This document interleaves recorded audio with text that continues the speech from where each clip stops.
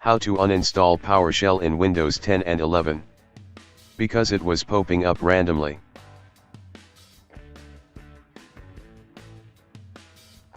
First, open Control Panel.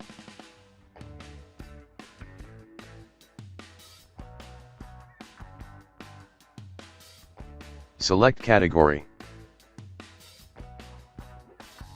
Click on Uninstall a program.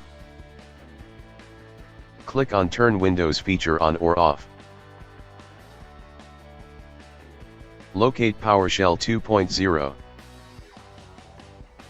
Uncheck it and press OK.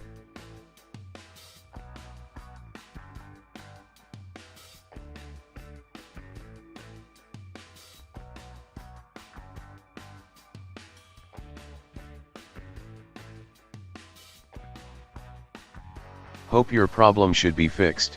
Thanks for watching.